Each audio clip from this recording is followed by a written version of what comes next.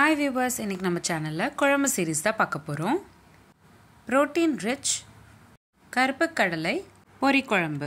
இந்த குழம்புல கத்திரிக்காய், முருங்காய், கருப்பு கடலை சேர்த்துக்கிட்டு ஒரு ஃப்ளேவர்ஃபுல்லான பொரி குழம்பு தான் இன்னைக்கு நான் உங்களுக்கு காட்ட போறேன்.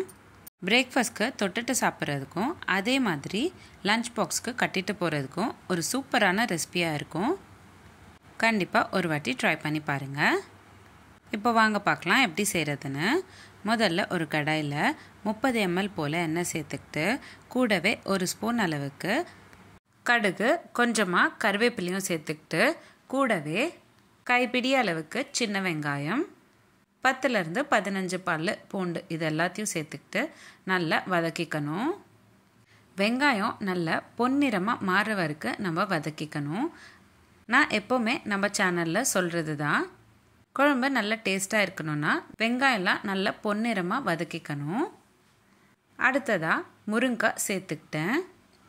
நான் இன்றைக்கி ஒரு முருங்காய் இந்த மாதிரி சின்ன சின்ன பீசஸாக கட் பண்ணிக்கிட்டு சேர்த்துக்கிட்டேன். அடுத்ததாக 5 கத்திரிக்காய் ஆட் பண்ணிக்கிட்டேன். கத்திரிக்காய் நீல வாக்கில் கட் பண்ணிக்கோங்க. கத்திரிக்காயும் முருங்காய் நல்லா வதக்கிக்கணும். இப்போது நான் உங்களுக்கு சொல்லக்கூடிய அளவுக்கு தாராளமாக 4லேருந்து 5 பேர் சாப்பிடக்கூடிய அளவு தான் நான் உங்களுக்கு இன்றைக்கி ஷேர் பண்ணுறேன்.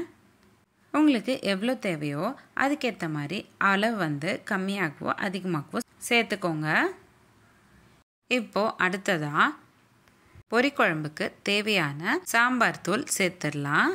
1.5 ஸ்பூன் அளவுக்கு சாம்பார் தூள் சேர்த்துக்கோங்க.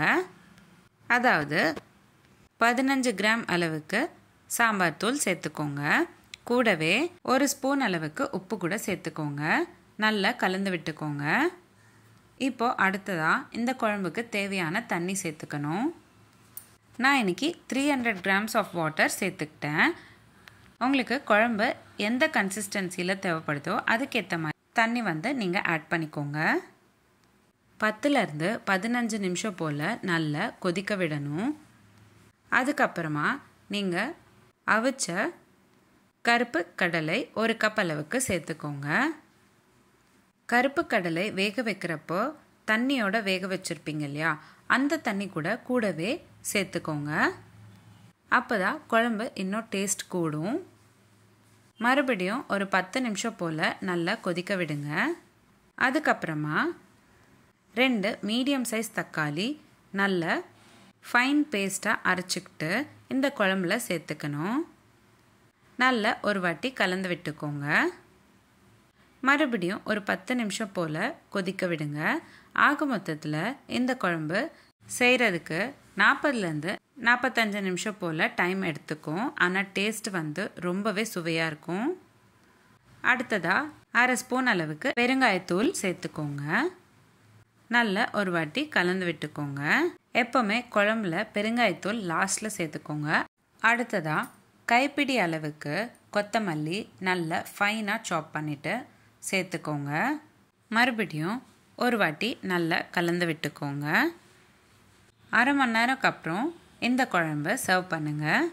அப்போ தான் குழம்பு நல்லா காயிலெல்லாம் ஊறி நல்ல டேஸ்ட்டாக இருக்கும். நான் இன்றைக்கி உங்களுக்கு காட்டின குழம்பு கிராமத்துலலாம் பெரும்பாலும் செய்வாங்க. ரொம்பவே சுவையாக இருக்கும். நம்மளோட சேனலில் குழம்புக்குன்னே தனி சீரீஸ் நான் வந்து போஸ்ட் பண்ணியிருக்கேன். லிங்க் வந்து உங்களுக்கு டிஸ்கிரிப்ஷன் பாக்ஸில் ஷேர் பண்ணுறேன். கண்டிப்பாக செக் பண்ணி பாருங்கள். எல்லா குழம்புக்குமே ஒரு தனி சுவை இருக்கும். அந்த மாதிரி இந்த குழம்புக்கும் ஒரு தனியான சுவை இருக்கும் முருங்காய் சேர்த்துக்கிட்டதுனால. அவ்வளோதாங்க. ரொம்ப சிம்பிள் அண்ட் ஈஸியான, அதே சமயம் பிரேக்ஃபாஸ்ட்க்கு தொட்டுட்டு சாப்பிட்றதுக்கும் லஞ்ச் பாக்ஸ்க்கு கட்டி தரதுக்கும் ஒரு சூப்பரான ரெசிபி கருப்பு கடலை பொரிக்குழம்பு ரெடி ஆயிடுச்சு. நீங்களும் உங்கள் வீட்டில் கண்டிப்பாக ஒரு வாட்டி ட்ரை பண்ணி பாருங்கள். ட்ரை பண்ணிங்கன்னா எப்படி இருந்ததுன்னு எனக்கு கமெண்ட் பாக்ஸில் கமெண்ட் பண்ணுங்கள். இந்த வீடியோ உங்களுக்கு பிடிச்சிருந்தா லைக் பண்ணுங்கள், ஷேர் பண்ணுங்கள். இதே மாதிரி டெய்லி ஒரு ரெசிபி பார்க்குறதுக்கு என்னோடய சேனல் சப்ஸ்கிரைப் பண்ணிக்கோங்க. இந்த மாதிரி நிறைய சீரீஸ் நம்மளோட சேனலில் போஸ்ட் பண்ணியிருக்கோம்.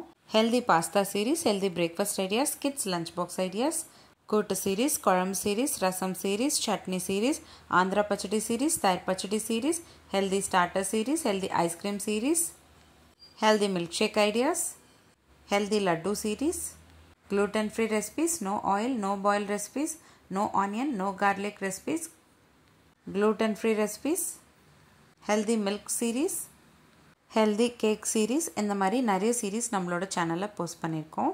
லிங்க்ஸ் எல்லாமே நான் உங்களுக்கு டிஸ்கிரிப்ஷன் பாக்ஸில் ஷேர் பண்ணுறேன். கண்டிப்பாக செக் பண்ணி பாருங்கள். இந்த வீடியோ எப்படி இருந்ததுன்னு எனக்கு கமெண்ட் பாக்ஸில் கமெண்ட் பண்ணுங்கள். மீண்டும் சந்திப்போம் ஒரு சுவையான ரெசிபியுடன். தேங்க்யூ.